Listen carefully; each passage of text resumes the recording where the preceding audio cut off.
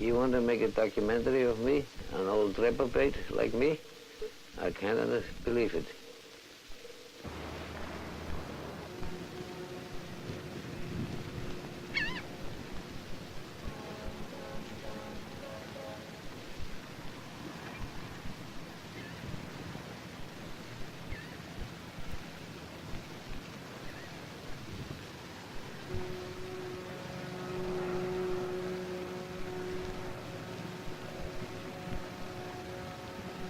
Once you own a piece of property, no matter how decrepit it is, it does something to your personality, you know.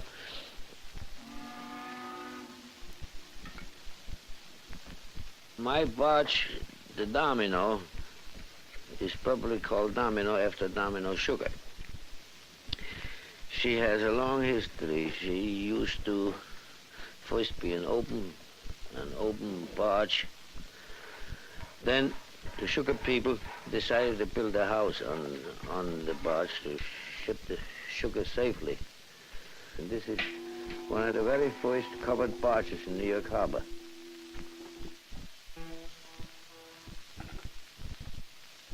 This barge, I grew up with it. I lived with it, you know. To me, it's like a sweetheart. You know, you never have all sweetness with a sweetheart. Had ups and downs. It's like a person, you know, for a long time. You know, that person can't be perfect, but you love that person just because got the individuality. To me, this barge is an individual.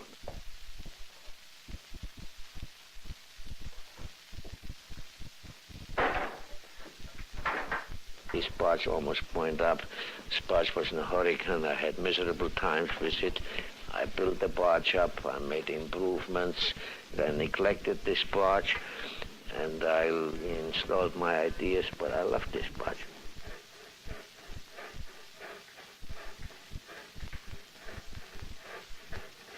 You know, during the Depression, I worked in a Lexington hotel with hula girls, you know, and stuff. I decided I gotta get a home of my own. So I roamed the waterfront until I found that little lifeboat for a princely sum of $35. And ever since I've been living on boats. Before that I had nothing, you know, and you just could move. And the only thing mattered, wherever you go, you're always affluent, you make money, you know. But then in the end you spend the money and then you have to go and work some more. Now here I have no money, but geez, I got a beautiful bar, got beautiful girls visiting me, I got lots of problems.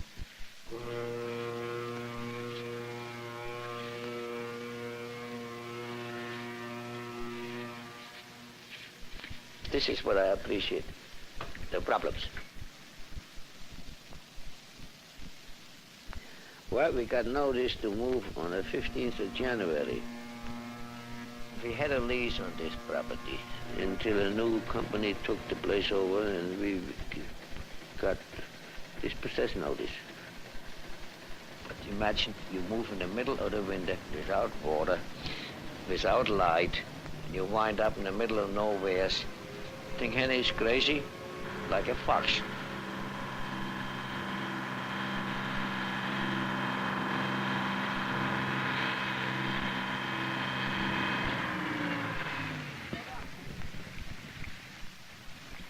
So there is a little method in my madness.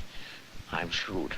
I give the pump a push so it wouldn't run and tell everybody, well, the snowstorm was bad and the pump didn't work. This is what you call diplomacy. So finally came the great moving day. My friend Stevie was here and a couple other young friends. And they were running themselves rugged to keep the pumps going. And seeing the old pumps, they kept breaking down persistently. You need slack? Yeah. All right, take it. Take more. Slack. Davey, take all the slack. All of it. You get it on the middle bit, feel all right. Yeah, I know, this is supposed to be recorded history, but I can't tell you all these anxieties and all these misgivings and the little feuds and the big feuds and the backstabbing and the breaking down of engines and the bad weather and the accidents. You can't describe this with words. You just have to live through it. But we survived. So we're here, and I think we're doing pretty good.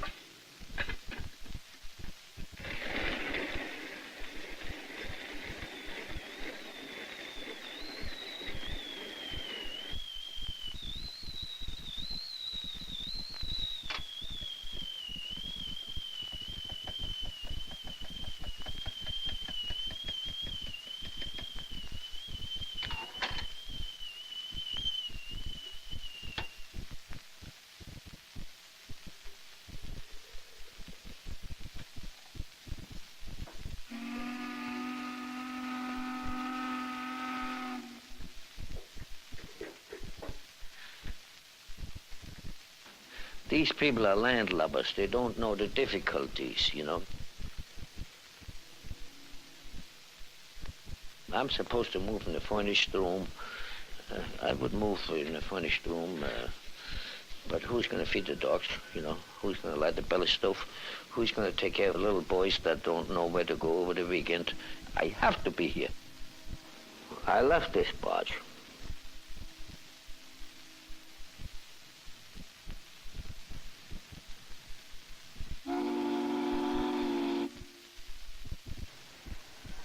After the war, the Second World War, I decided I want to go in business of my own, and I bought a scow.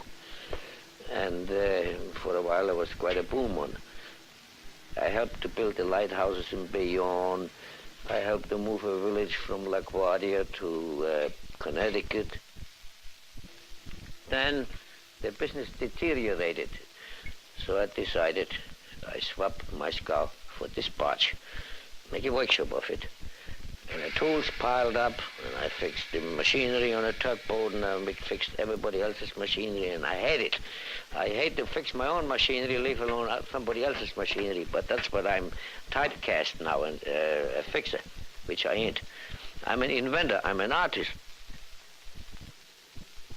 My real life work is the most marvelous engine you ever seen. It's an invention. It would equal, I won't say the atom bomb, but radio anyhow. It's an air compressor that works silent. And you could drive a car silent, you could pave a road silent, you can drive almost any machinery, and you drive it with steam or gas or anything by compressed air. And I invented the silent air compressor. Well, this is my baby. Now, if I go to the patent office, you know, let's issue me a patent, it's going to be pushed aside. That'll be the end of it.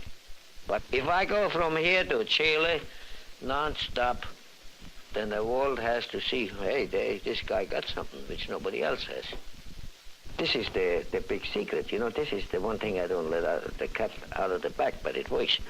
I prove it to my own satisfaction. I will take the equipment out of here, what I need, and sail away. So far, I'm captive of this lifeboat.